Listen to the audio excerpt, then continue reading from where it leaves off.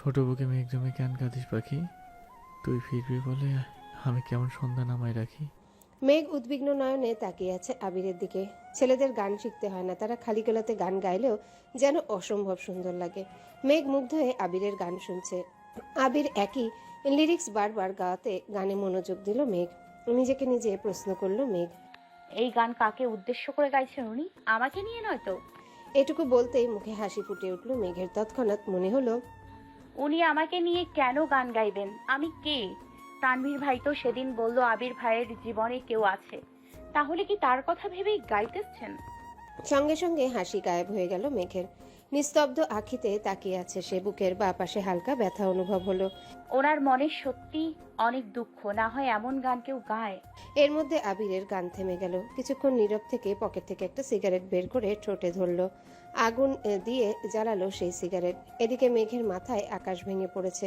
নিজের চোখে বিশ্বাস করতে কষ্ট হচ্ছে। আবির ভাই সিগারেট খান?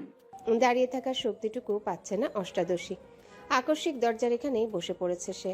মেঘের জাত শত্রু হলো সিগারেট। যেখানে সিগারেটের গন্ধ মেঘ সহ্য করতে পারে না, সিগারেটের গন্ধে তার শ্বাসকষ্ট হয়ে যায়, সেখানে আবির সিগারেট খাচ্ছে। এটা যেন মেঘ মানতেই পারছে না। ওষ্ঠদ্বয় উল্টে নীরবে চোখের জল ফেলে অষ্টাদশী। যাকে সে মিস করছিল, এতক্ষণ তাকে দেখার জন্য উদ্বেগ ছিল, তার খোঁজে এসে এরকম একটা দৃশ্য দেখবে তা সে কল্পনাও করেনি। অষ্টাদশীর মনটা নির্মমভাবে হত্যা করেছে আবির। আবির অষ্টাদশীর মনে আর বসন্তের ফুলের মতো ফুটবে না। আবিরের প্রতি খুব রাগ হলো মেঘের। রাগের সাথে কান্নার মাত্রাও বাড়তে লাগলো। ছাদের দরজার পাশে বসেই ফুপিয়ে ফুপিয়ে কাঁদছে মেঘ।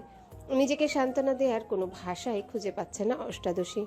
আচমকায় আবির হাজির হলো মেঘের সামনে। মেঘ তখনও কান্নায় ব্যস্ত। আবির গম্ভীর কণ্ঠে শুধালো। আবিরের কণ্ঠ শুনে মেঘ ভূত দেখার মতো চমকে উঠল। মেঘের কান্নার তীব্রতা এতটাই বেড়ে গেছিল যে ছাদের কর্নার থেকে আবির শুনতে পেয়ে ছুটে এসেছে। অতিরিক্ত কান্নায় মেঘের শরীর কাঁপছে। জোর করে কান্না থামিয়েছে, এখনো নাক টানছে আর জোরে জোরে শ্বাস ছাড়ছে। আবির গম্ভীর স্বরে পুনরায় বলল। কথা বলছিস না কেন? এত রাতে এখানে কি করছিস? মেঘ এবার কিছুটা স্বাভাবিক হয়ে ছাদের ফ্লোরের দিকে তাকিয়ে ধীর স্থির কণ্ঠে উত্তর দিল। এমনি এসছিলাম। আবিরের শরীর ঝুঁকে এলো। মেঘ তখনও ছাদের ফ্লোরেই বসা। চাঁদের আলোতে স্পষ্ট বোঝা যাচ্ছিল মেঘের অভিব্যক্তি। চিবুক নেমেছে গলায়, হাত পা কাঁপছে। ভয় আর কান্নার প্রতিক্রিয়া দুটাই অনুভব করছে অষ্টাদশী। আবির আচমকা মেঘের বাহুতে ধরল, এক টানে দাঁড় করালো মেঘকে। মেঘের শরীরের কম্পন তীব্র হলো। হৃৎপিণ্ডের ধূপধাপ বেড়ে যাচ্ছে সহসা। চোখ তুলে তাকাতে পারছে না। আবির তীক্ষ্ণ দৃষ্টিতে তাকালো মেঘের দিকে। রাগে কটমট করতে করতে বলল। তুই কাঁদছিলি কেন? মেঘ উত্তর খুঁজে পাচ্ছে না কিভাবে বলবে। আবিরের সিগারেট খাওয়ার অন্য মেয়েকে উদ্দেশ্য করে গান গাওয়াতে তার ভেতর থেকে এমনিতেই কান্না আসছে। মেঘ মাথা নিচু করে চুপ করে রইল। আবির দীর্ঘশ্বাস ফেলে কিছুটা স্বাভাবিক কণ্ঠে বলল। তুই কি সবসময় রাত বিরাত ছাদে আছিস? মেঘ তৎক্ষণাৎ বিদ্যুৎ বেগে কতক্ষণ মাথা নাড়ালো, নাবোধক সম্মতি জানালো, তারপর আস্তে আস্তে বলল। এই জীবনে কোনোদিন সন্ধ্যার পর ছাদে উঠিনি আমি। আবির ভাই উদ্বিগ্ন কণ্ঠে শুধালো। তাহলে আজ আসলি কেন? মেঘ নিস্তব্ধ নীরব, কিছু বলার সাধ্য নেই বলে দীর্ঘশ্বাস ফেলল মেয়েটা। এত রাতে ছাদে আসার কোনো অজুহাতও খুঁজে পেল না অষ্টাদশী। আবির কয়েক পা এগিয়ে মেঘের অনেকটা ঘনিষ্ঠ হয়ে দাঁড়ালো। আবিরকে এত কাছাকাছি দেখে নিঃশ্বাস বন্ধ হওয়ার হাল হলো মেঘের। আবিরের গায়ের গন্ধে মাতাল হওয়ার অবস্থা। ভয়ঙ্কর পরিস্থিতি থেকে নিজেকে বাঁচাতে দু কদম পিছিয়ে গেল মেঘ, কিন্তু পিছনে আর জায়গা নেই। দরজার পাশের পিলারে পিঠ ঠেকল মেঘের। থরথর করে কাঁপছে অষ্টাদশীর ছোট দেহটা। পায়ের পাতা শিরশির করছে, সরে যেতে চাইল সামনে থেকে। আচমকায় আবির দু হাতে পিলারের দুপাশ চেপে ধরল। কিছুটা ঝুঁকে মুখোমুখি হলো মেঘের। আবিরের উষ্ণ শ্বাস, তীব্র দৃষ্টি মেঘকে নাজেহাল করে দিচ্ছে। মানসিক টানাপোড়ানে পড়ে গেল মেঘ। বুকের ভেতর কেউ অবিরাম নৃত্য করছে, যার শব্দ বাহির থেকে শোনা যাচ্ছে। শরীর ঘামতে শুরু করেছে। আবির হঠাৎই শীতল কণ্ঠে বললেন। এত বছর তো খুব পালাই বেড়েছিস, এখন দেখবো কতটা পালাইতে পারিস তুই। আবিরের ঠান্ডা হুমকিতে কেঁপে উঠল অষ্টাদশী। এই কথা শোনা মাত্রই মেঘের শরীরে হাই ভোল্টেজে ঝাঁকুনি দিল। মেঘের বক্ষ স্পন্দন জোরালো হলো। আবির সরু নেত্রে তাকিয়ে আছে অষ্টাদশীর পানে। হয়তো মেঘের টালমাটাল অবস্থা বুঝতে পেরে সরে গেল সামনে থেকে। পুনরায় শক্ত কণ্ঠে বলল। রুমে যা। আবির সরে যাওয়াতে স্বস্তি পেল মেঘ। দীর্ঘশ্বাস ফেলছে বারবার। কয়েক মুহূর্ত পর সিঁড়ির দিকে নামতে গেল অন্ধকার সিঁড়ি। পেছনে ফিরে তাকিয়ে বুকে সাহস নিয়ে ডাকলো। আবির ভাইয়া। আবির উল্টো দিকে ফিরেছিল। ডাক শুনে ঘুরে তাকালো। হুম। মেঘ ভয়ে ভয়ে বলল। আমাকে একটু রুম পর্যন্ত দিয়ে আসবেন প্লিজ? আবির বিস্ময়ে কণ্ঠে বলল। কেন হাঁটতে পারছিস না? মেঘ মাথা নিচু করে আস্তে ধীরে বলল। ভয় লাগছে। কেন? তোনারা যদি আমায় ধরে ফেলে? আবির কয়েক সেকেন্ড থেমে সশব্দে হেসে উঠল। আবির মেঘের কথায় হাসছে ভাবতেই খুশি লাগছে মেঘের। আবিরের হাসির শব্দে মেঘ অবাক হয়ে তাকালো আবিরের দিকে। ততক্ষণে আবিরের হাসি গায়েব। এবার আবির ঠাট্টা স্বরে শুধালো। তা তুই ছাদে আসার সময় কি তেনারা বেড়াতে গেছিল? আবিরের এমন কথায় আহাম্মকের মতো তাকিয়ে আছে মেঘ। আবির সহসা বলে উঠল। তুই যা, আমি পেছনে আসছি। মেঘ আর কিছু বলার সাহস পেল না। অবশ্যই বলবেই বাকি। দুটো সিঁড়ি নামতেই হঠাৎ কি ভেবে থমকে দাঁড়ালো মেঘ। আবির নিরুদ্বেগ কণ্ঠে শুধালো। আবার কি হলো? মেঘ দুবার জোরে জোরে শ্বাস ছাড়ল। মনে তীব্র সাহস নিয়ে পেছনে ফিরে তাকালো। আবির ছাদের দরজার পাশে দাঁড়ানো। 6 ফুট লম্বা, তার উপর মেঘ বেশ কয়েকটা সিঁড়ি নেমে গেছে। এখান থেকে আবির ভাইয়ের লম্বা শরীরটা চাঁদের আলোয় সুপারি গাছের মতো মনে হচ্ছে। মেঘ উদ্বিগ্ন কণ্ঠে প্রশ্ন করল। আবির ভাই, আপনি সিগারেট খান কেন? মেঘের কথায় আবির যেন ছোটখাটো টাসকি খেলো। মুহূর্তে গম্ভীর কণ্ঠে বলল। তার জবাবদিহি কি তোকে দিতে হবে? মেঘ এবার কোমল কণ্ঠে বলল। সিগারেট স্বাস্থ্যের জন্য ক্ষতিকর, আর আমি। এটুকু বলেই থেমে গেল। আবির ভাই এবার কণ্ঠ দ্বিগুণ ভারী করে বলল। আর তুই কি? মেঘ ভয়ে ভয়ে বলল। কিছু না। মেঘ আর থামল না, সিঁড়ি দিয়ে নামতে ব্যস্ত হলো।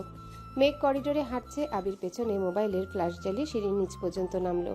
মেঘ আর পেছনে ফিরে আবিরকে দেখার সাহস পাচ্ছে না। নিজের রুমের দরজা পর্যন্ত এসে রুমে ঢোকার সময় এক পলক তাকালো আবিরের দিকে। আবির নিচে তাকিয়ে মোবাইল চাপছে। মেঘ রুমে চলে গেল। আবিরের আরও একটা রাত কাটলো নির্ঘুম নিস্তব্ধ। প্রত্যেক সপ্তাহে ছুটির দিনের আগের রাতে আবির সারা রাত জেগে থাকে। এটা তার বহু বছরের অভ্যাস। বিদেশে থাকাকালীনও তাই করত। দেশে এসে প্রতি বৃহস্পতিবার রাত নিজের মতো একাকী কাটায়। হয়তো নিজেকে নিয়ে ভাবে, নিজের স্বপ্ন, ইচ্ছে, ভালোবাসা, প্রিয়জন সবকিছু নিয়েই ভাবে। মেঘ নিজের রুমে শুয়ে ছাদের বিষয়গুলো ভাবছে। আবিরের এত কাছে আসা, আবিরের বলা সেই কথাগুলো বারবার মাথায় ঘুরছে। কখন ঘুমিয়েছে নিজেও জানে না। সকাল সকাল খাবার টেবিলে খাবার খাচ্ছে সবাই। শুক্রবার দিন ভালো মন্দ রান্না হয়। মেঘের মনটা আজ খুব ভালো। কেন ভালো নিজেও জানে না, তবে আবিরের প্রতি ভয়টা কিছুটা শিথিল হয়েছে। খাবার টেবিলে আবির নেই। মনটা কিছুটা খারাপ হলো, কিন্তু তেমন পাত্তা দেয়নি। নিজের মতো খেয়ে পড়তে বসেছে। প্রতি শুক্রবারে প্রাইভেটে 1 ঘন্টার পরীক্ষা থাকে। এক সপ্তাহে যা পড়ায় তার উপর পরীক্ষা থাকে। 3টা থেকে 4টা পর্যন্ত পরীক্ষা। অন্যদিকে তানভীর ব্যস্ত হয়ে পড়েছে রাজনীতি নিয়ে। সামনে এমপি নির্বাচন, তাদের প্রিয় নেতা মনোনয়ন কিনেছেন। সবাই মিটিং মিছিলে ব্যস্ত। জনসমর্থন যাচাই করে মনোনয়ন দেওয়া হবে। তানভীরদের এখন সব এলাকায় যেতে হচ্ছে। জনগণের সুবিধা অসুবিধা শুনছে, লিস্ট করছে। এমপি নির্বাচনের কয়েক মাস পরেই হবে সভাপতি নির্বাচন। তানভীরের টার্গেট সভাপতি হওয়া, তাই তাকে আরও বেশি অ্যাক্টিভ থাকতে হচ্ছে। 2:30 নাগাদ মেঘ বেরিয়েছে পরীক্ষা দিতে। আজ একটু আগেই চলে এসেছে। পরীক্ষা শুরু হতে এখনো 10 মিনিট বাকি। তাই বন্যা আর মেঘ গল্প করছে। কিরে, তোর হিটলার ভাইয়ের কি খবর রে? কিছু তো আর বললি না। ছবি দেখাবি বলেছিলি, তাও দেখালি না। সত্যি সত্যি মন থেকে বের করে দিয়েছিস? মুখে যা বলি তার সবটাই কি পারি? এত চেষ্টা করেও তো পারলাম না মন থেকে তাড়াতে। গত রাতে থাকতে না পেরে গিয়েছিলাম ওনাকে দেখতে। একটা বাস যে খাইছে। কেন, কি হয়েছে? কি আর হবে, লুকিয়ে দেখতে গিয়েছিলাম। আবির ভাইয়ের কাছে ধরা পড়ে গেছে। ব্যাটার চোখ আছে তাহলে। ভালো হয়েছে গেলি কেন তুই? মেঘ মনে মনে ভাবছে।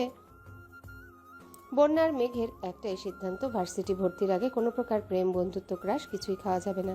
কোচিংয়ে নতুন কারোর সাথে কথাই বলে না। মেঘ আগে আসলে বন্যার জন্য সিট রাখে, বন্যা আগে আসলে মেঘের জন্য সিট রাখে। বিষয়টা অনেকটা হাই স্কুল জীবনের মতো। এত কিছুর পরও মেঘ আবিরের উপর ক্রাশ খেয়ে ফেলেছে। এর জন্য বন্যা অবশ্য প্রতিনিয়তই মেঘকে বুঝাচ্ছে। স্যার চলে আসছেন এতক্ষণে। পরীক্ষা শুরু হলো যথারীতি। 4টায় পরীক্ষা শেষ করে 2 বান্ধবী হাতে হাত ধরে বের হয়েছে। আশেপাশে মেঘদের গাড়ি নেই, তাই রাস্তার পাশে দাঁড়িয়ে ড্রাইভার আঙ্কেলকে ফোন দিবে ভাবলো। হঠাৎ বাইক নিয়ে আবির হাজির হলো। হেলমেট পরা, সাদা শার্ট, কালো প্যান্ট, কালো শু, হাতে কালো ফিতার ঘড়ি, শার্টের বোতামের ফাঁকে সানগ্লাস ঝুলানো। মেঘের দিকে তাকিয়ে উচ্চস্বরে ডাকলো। মেঘ। মেঘ আর বন্যা দুজনেই ডাক শুনে তাকিয়েছে। মেঘ এক পলক তাকাতে চিনতে পারলো এটা তার আবির ভাই। আবারও নতুন করে ক্রাশ খেলো। সে মনে মনে ভাবছে, কিন্তু উনি এখানে কেন? উনি কি আমায় নিতে এসছেন? কই, সেদিন তো মিম আর আদিকে ধমকে বলল কাউকে বাইকে উঠাবে না। তার মানে আমাকেও নিশ্চয়ই উঠাবে না। না ওঠাক, ওনার বাইকে উঠতে আমার বইয়ে গেছে। কিন্তু উনি আসলো কেন? আল্লাহ জানেন কোন পাপের শাস্তি দিতে এখানে এসছে। আল্লাহ বাঁচাও। এসব হাবিজাবি ভাবনায় ব্যস্ত মেঘ। এদিকে বন্যা মেঘের হাত চাপটে ধরে আছে। আবির মেঘের দিকে খানিকক্ষণ সুস্থির বনে তাকিয়ে আছে, হয়তো মেঘের অভিব্যক্তি বোঝার চেষ্টা করছিল। এবার হেলমেট খুলে মেঘের দিকে চোখ রাঙিয়ে তাকিয়ে বলল, ওঠ।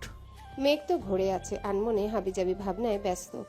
আবিরের কথা কানেই গেল না। বন্যাও মনোযোগ দিয়ে দেখছে ছেলেটাকে। আগে কখনোই এই ছেলেকে দেখেনি। আবিরকে বন্যা চিনে না, তানভীরকে দেখেছে, কিন্তু এই ছেলেকে মেঘকে বাইকে উঠতে বলছে। বন্যা মেঘকে আরো শক্ত করে ধরে আছে। আবির এবার ধমকে উঠল। এই মেঘ, উঠতে বললাম তো। মেঘ এবার চমকে ওঠে, গোল গোল চোখে তাকায়। পরপর দুবার জোরে জোরে শ্বাস নিয়ে নিজেকে কিছুটা স্বাভাবিক করে, তারপর বন্যার দিকে তাকিয়ে বিড়বিড় করে বলল, উনি আবির ভাই? তৎক্ষণাৎ বন্যা মেঘের হাত ছেড়ে দিল। হয়তো আবিরের চোখ মুখ দেখে ভয় পেয়েছে। মেঘ কয়েক পা এগিয়ে আবিরের কাছাকাছি এসে দাঁড়িয়েছে। ততক্ষণে আবির বাইক থেকে নেমে দাঁড়িয়ে পড়েছেন। আবির উদ্বিগ্ন কণ্ঠে মেঘকে বললেন, এই তুই কি কিছু খাস? মেঘ কপাল কুঁচকে বলল,